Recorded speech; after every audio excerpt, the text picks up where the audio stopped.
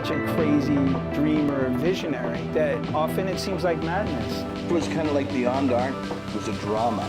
It came with a story attached to it. I think there's a certain amount of passion which is involved in what I do. Richard was one of the most interesting, enthralling, ecstatic artists coming out of New York in the 80s.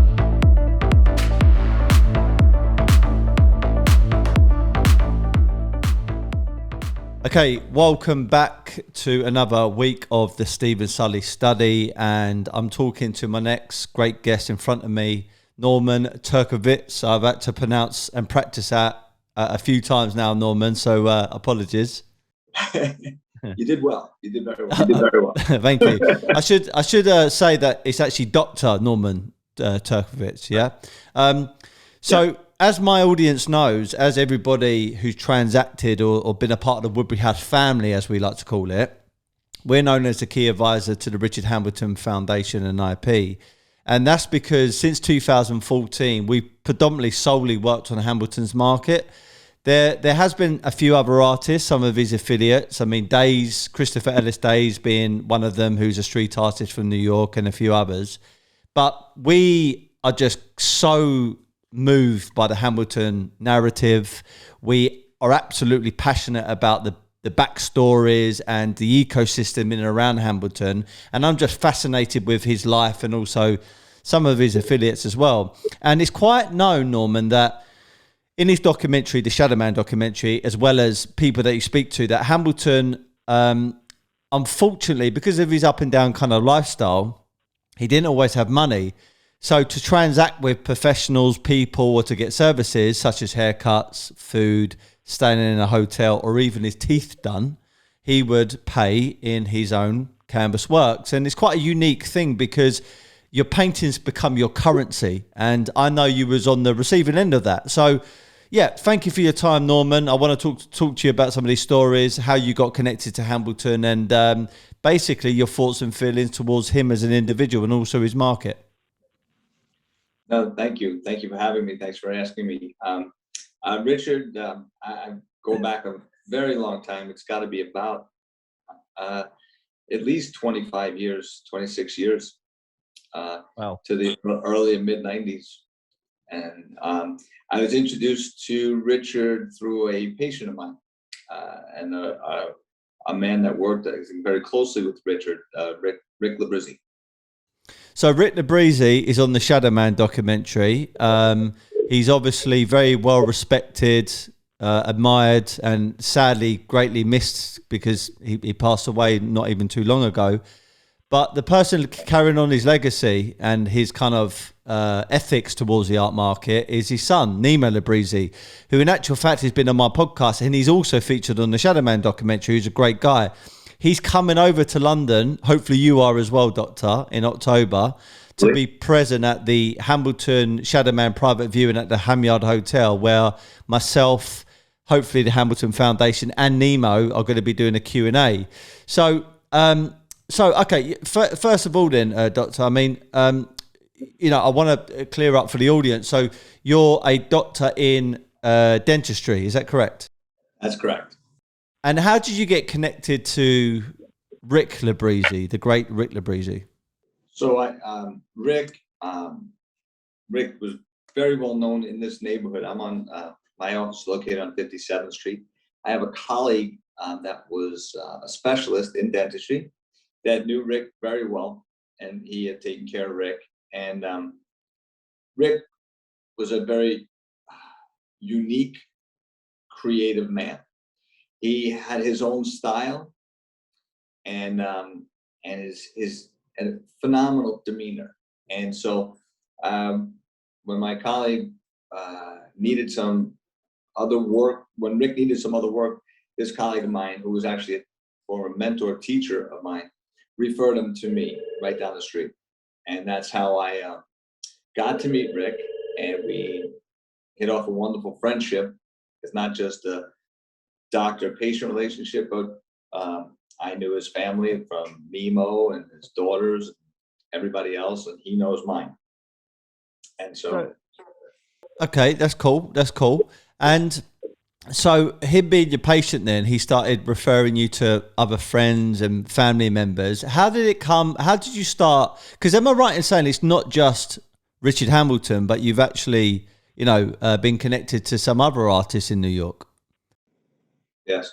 And some of those I met actually through Rick, or if I went to a function of Rick or Nemo's, there are many artists around. And when I originally met Rick and I did what I needed to do for him, he asked me, would you consider taking care of people that can't afford to have dentistry done and just don't have the money, but maybe they could give you some artwork or some anything. And I, especially at the time, I was much younger, but I'm always, I've ran my practice like this since the beginning. If anybody needs help, that's why I'm here. If I can help you, yes. And then that's how he introduced me to Richard. And I was fully well aware that Richard didn't have the financial means to take care of himself. Yeah. Question I like to ask you and anyone who comes across Richard for the first time, 25 years ago, 30 years ago, whatever it may be.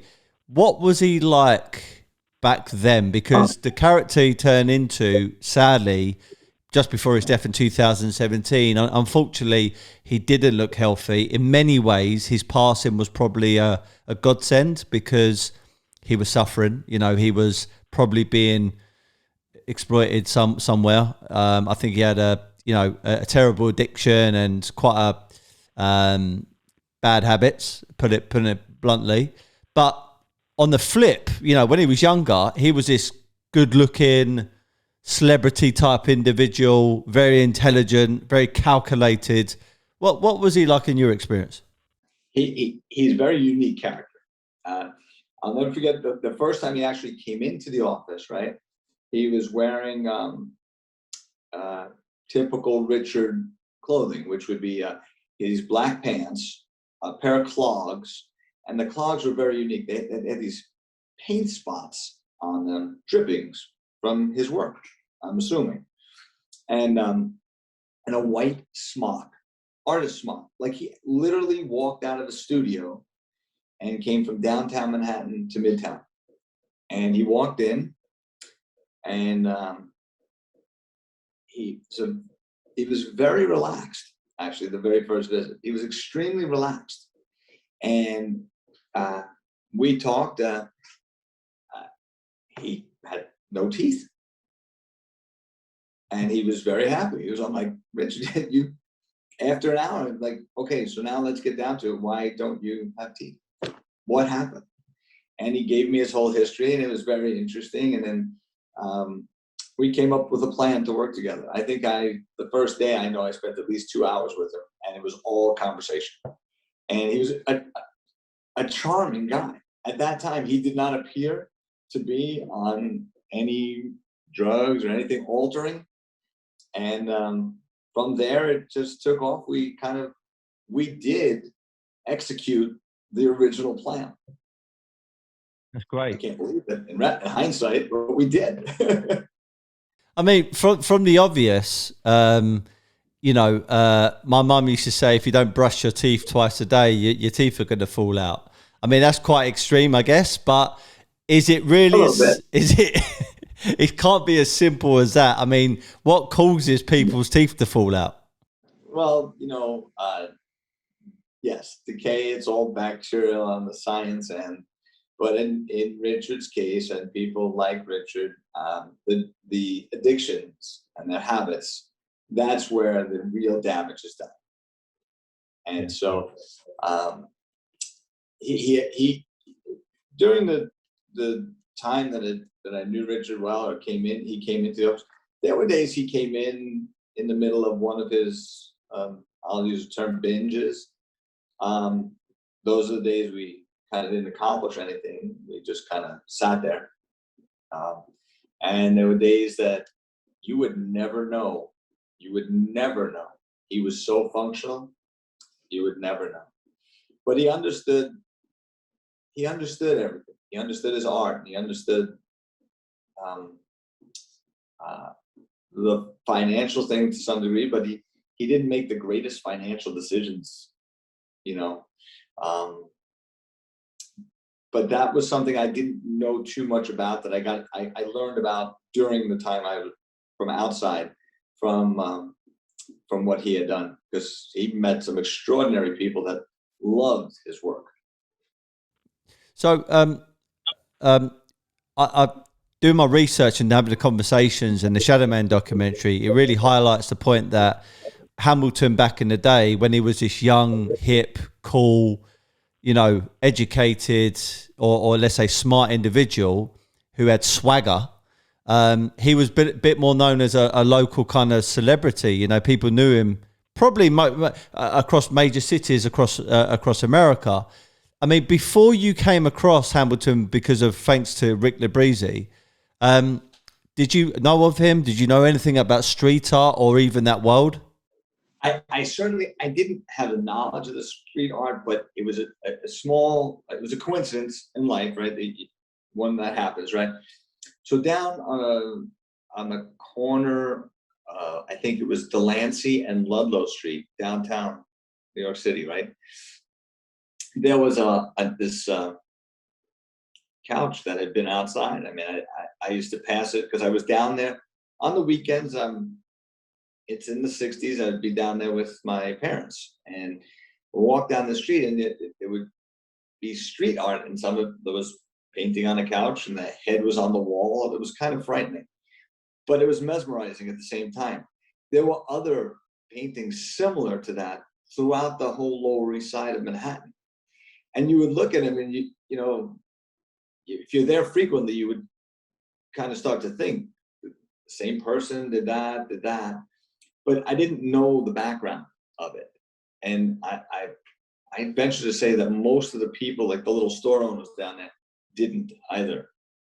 But Richard, from what I was told, when he would walk the streets, everybody knew who he was. Yeah.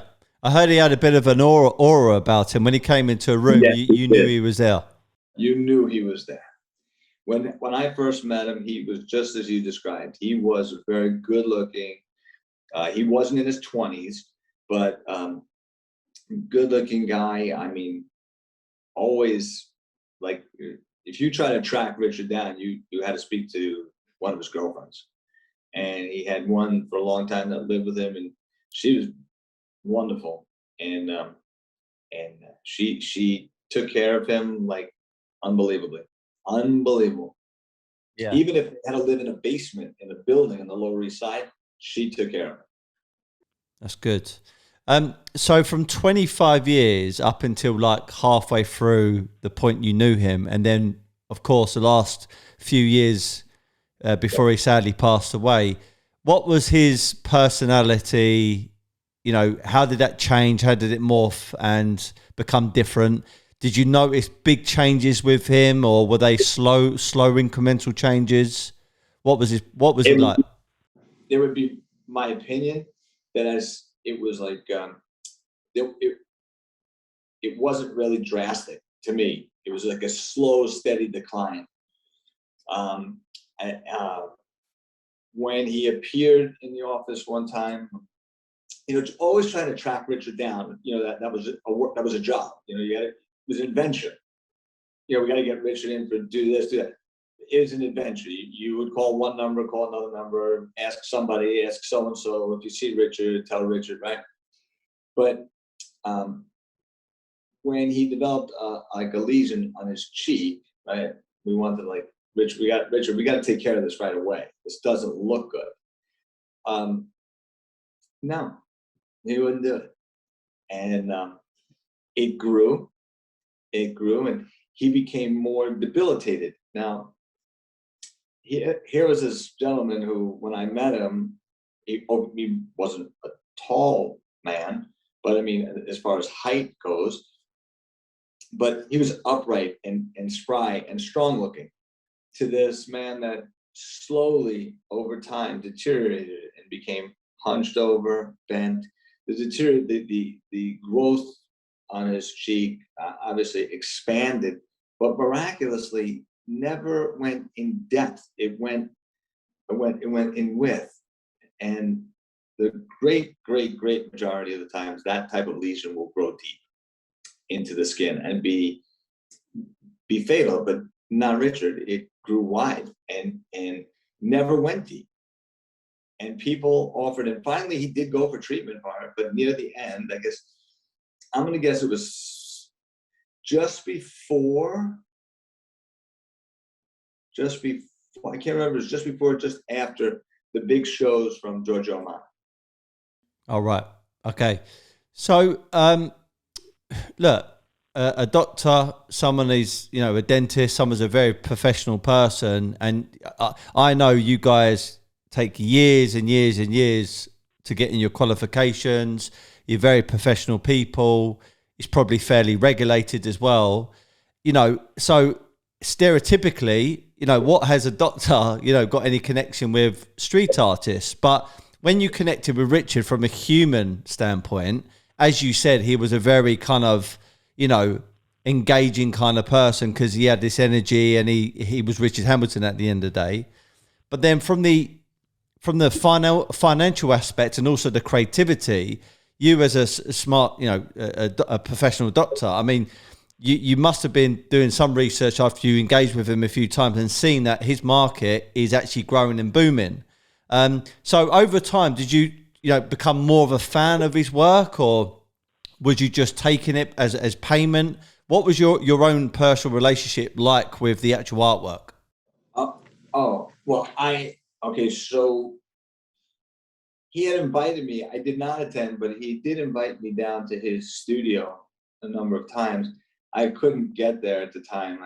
I can't remember why, but he, when he would bring over a piece and he would say, he would come in and he would be carrying it and he'd say, "What do you think about this?" I'm like, I tell him my opinion. I actually loved his work. In other words, like the first time I saw a Shadow Man head, I'm like, wow, this is a little different. I like it. It was silver with a black head. It was, I had it on my desk every day and I would just look at it. I'm like, this is unbelievable. The more I looked at it, the more I learned to appreciate it and then start to understand it when I put together his personality and the artwork. And it all came together. He put himself, obviously, I guess all artists do. I'm not that in depth, not familiar, but he was making statements with everything he did. At least to me, and when we, my opinion, his work, I think, is second to none. I don't want to put any other artists down, but those that seem to be much more popular at this time, I think they owe it all to Richard. I think so too. The point I was trying to get to on my last sort of question to you is, look, if I became an artist today and I said, Norman, I need to get my teeth done, and I know it's expensive. I know the arrangement probably in America is different to over here, because I know you can run some of it through the NHS over here, etc. But over there, it's all private work, I believe. Yeah. So you're talking about thousands. I know people have had root canals to crowns to what would you call them, the implants and stuff like that. That can cost thousands. I mean, you're talking about tens of thousands of pounds sometimes, or dollars. The reality is, if I said, look, I'm going to knock you up a painting, Norman, I mean, maybe not you because you're a lovely guy, but most people would say, Steve, no, your paintings are worth nothing. But you must have seen the value in his artwork. Yes, a combination of me seeing it and talking with Rick Labrizzi, and talking with Rick Labrizzi, because he's in my experience, my friendship with Rick, and my office here, I don't advertise. It's all word of mouth. For 30 some odd years, it's all word of mouth. I don't get patients through advertising or anything like that. So when somebody like Rick Labrizzi recommends somebody and Rick tells me about the person, that's the gold seal. That's all I need coming from a guy like Rick. So when he explained what Richard was about and who Richard was before he came into the office, I was more than happy to accommodate Richard to do the best I can with it, at whatever the fee. And I like the way you put it there, the golden seal from Rick LeBreezy. So was there ever a moment where Rick LeBreezy said, listen, you need to look at this guy, Richard Hambleton, because his market in the next coming years is about to blow up financially? That came on years later. He's like, Richard is going to blow up. Richard is going to be bigger than the biggest names that you have, that you know right now. And so, and right up until Rick's unfortunate, or it's never untimely passing, he was saying the same thing. He's like, Richard, it's right on the cusp right now. This market's gonna boom for Richard. And apparently I believe it is, as their galleries out in the Hamptons that are now showing his work, and everybody's talking about it. There was a showing on, I want to say 21st Street in Manhattan about 2 years ago that was well attended. I stopped in there with my kids and it was packed. And so, but yes, I do think that this is Richard's time, and he certainly deserves every accolade that can be expressed. I think he's responsible for the modern day street art and graffiti art that's there. I would call him the father of it. I really would. Yeah, he's known as the Godfather of street art, as you well know, by the New York Times. Yeah. And I think he deserves that name. Yes, he earned it. He certainly did. And can we ask about your own personal collection then, maybe a little bit? So what type of artworks did Hambleton give you? Because I know you showed me some images, but just for the audience purposes, what type of great art do you own by Hambleton? I own a number of pieces on canvas, acrylic on canvas. I own some acrylic on paper. I own a print or two. I own I own a blood series. Also a unique picture that he had from a novel that was in his apartment or somewhere, and he put a jumping man on it with what appears to be a Sharpie. And he actually gave me that one framed. He actually framed it. And so it was actually for my son, to be honest with you. He gave it to my son. He met my older son at that time in my office, and he wanted to bring one over. And so a couple months later when he came, he did not forget. He brought it for him. And it was kind of unique. He brought it in a paper bag that you would put groceries in. Yeah. It was kind of interesting. But those are the type of pieces that I own. Landscape section, I have a landscape, or it's very tranquil period. Which is beautiful. Beautiful. What's your favorite style by Hambleton? Oh my God.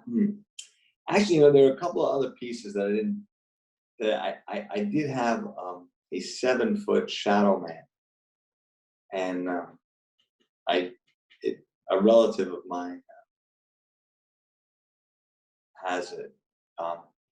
They just loved it. My favorite piece, oh God, I go back and forth. Like, I think I should,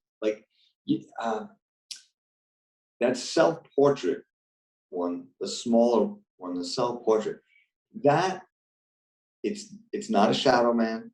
It's like a cross between the self-portrait and a shadow man. It's like I've never seen any of those, and he did a heart once with gold. I don't know if you've seen that one on paper. And so, but he had that small one to me, for some reason, moves me every time I look at it. It just brings me all the memories of Richard coming to the office and such, good ones and rough ones, but that's the one for me. I love that one. That's good. Yeah.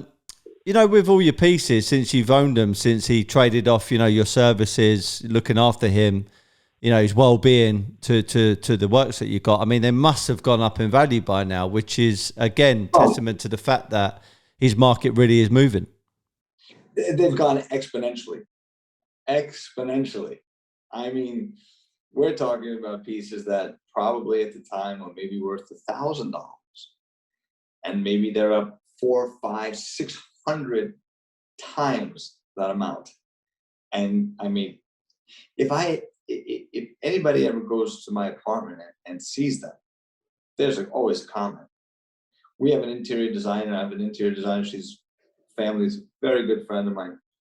She was like, I want to buy that for my clients. I'm like, you can't. I'm like, she goes, they'll pay anything. I'm like, okay, you get me a number and we'll talk. That's cool. But no, it's amazing, the value. And I can't see it going any way, but actually, and fairly rapidly, way up. Yeah. Well, they do say the best career move an artist can make sometimes, which is quite brutal to say, is when they pass away and pop their clogs, Doctor. But look, any other stories that you got about Hambleton that would be interesting for the audience to know? Because you know what, these mini conversations that he had with his barbers. I actually interviewed a guy called Mike Melbourne who owns Frank Chop Shop, who Nemo Labrisi knows really well, and a few other of his friends and his dealers, etc. These are the conversations that we would all take for granted if we were there, but in actual fact, they're gold. And I know you know, putting him on, you know, on the chair and working on him, there must have be some really fascinating ones. Only because I mentioned it before. So he had these clogs, right? So I guess we were a couple of years together already, and I'm like, hey, Richard, why don't you take those clogs, right, and sell them? And he was like, I go, there isn't a girl in this city, and probably even guys in the city, that wouldn't wear clogs that look like that. And they're like these random paint droppings of all these colors, right? You know? And he was looking at me, he's like, really? And I bugged him about it. And I bugged him. I'm like, come on, Richard, let's do the clogs. I'll do it with you, okay? Let's do it together. We'll get you, me, we'll get Rick. I go, let's manufacture those clogs. We'll duplicate them. And he kind of chuckled and laughed. He always had a comment. It was kind of funny. And then one day he comes in, he goes, looks at me, he's clogs. I go, you gonna do them? He goes, no, I'm gonna do skateboards. I'm like, skateboards? Clogs will make you millions really fast. He goes, skateboards. And he had this small deal, I believe, with this Japanese company to design skateboards. Right. That was Richard. That was him summed up in a short sentence. Yeah, you were not going to get him to do anything you didn't want to do.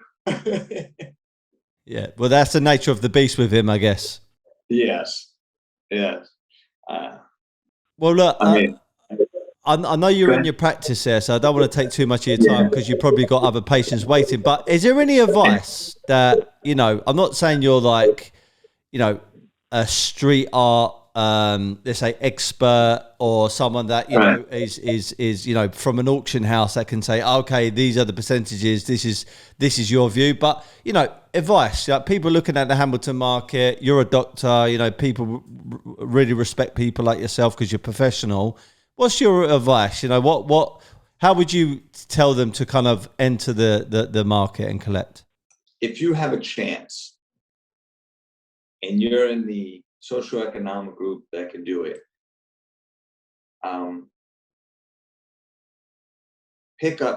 collect as many Richard Hambletons as you can. I believe the values financially for Richard are just going to be sky high. The same as these others, Basquiat and Herring, and even if not higher. I believe his, this is no knock, please. This is just a personal opinion. His talent was greater than all of theirs. I think that their showings come off of his foundation. If anybody wants like even like the Horse and Rider series, the Jumping Man series. These are like, I mean, so unique and so in such incredible depth in those pictures, paintings. Like I said, to me, I'm not, you know, you're in the art world, I'm a dentist. I do different art. I do this big art. And so, but I would tell anybody, if you have a chance to get a piece of Richard Hambleton, get it. Get it, hold it. Not too long, you're going to want to trade it upward. Get a different piece. Move up. If people are in the art world and they want to trade this, man, this work is, at least to me, you know. Yeah. I didn't mention to you last time. I do have some other artists in the apartment, besides my sons, and I don't like. They're actually behind a cabinet. I don't display them. They're not out to see. I just, when I had them up years ago, but then once I got to Richard, to be honest, and not just because I knew him, but just because of the nature of the pieces. Yeah, nice. Well, thank you very much for your time there, Norman. It's really valuable stuff, this. Thank you. Thanks for having me. And I hope if I get lucky, I would love to be there and join you on October 29th. That would be absolutely amazing. And Nemo's obviously going to be there. Andy's going to be there from the foundation. It's going to be great. This is one more question I got to ask you, Norman. I'll let you go. So when I first started my podcast, bearing in mind the birth of this podcast was to inspire a younger demographic to go out there and be what they wanted to be, achieve anything they, their heart desired, and become the best version of themselves. So my mantra is, be happy, never content. If I were to ask Dr. Norman Turkowitz, is that right? Better, you get better. Yeah. Keep working. Dr. Norman T. What does be happy, never content mean to you? All that means to me, continue to strive. You never reach your full potential. So if you get to this level today, be content, but don't be happy. Don't be satisfied with that, because you could do better and better and better and better. And I like that philosophy. This is the first time you shared it with me, but I'll tell you what, I'm going to steal that, and I'll footnote you with my voice. That's a great philosophy. I love that. Thank you very much. Okay, well, look, hopefully the audience can come and meet you and Nemo in October at the Hamyard Hotel. It's going to be great. Thank you very much for your time. Keep on looking after your patients, because I know you're doing a great job. Let's keep on sharing the story about Richard Hambleton, because I think it's an important one. And remember, to everybody, be happy, never content. Cheers. Speak to you soon. Bye-bye. Bye. Bye-bye.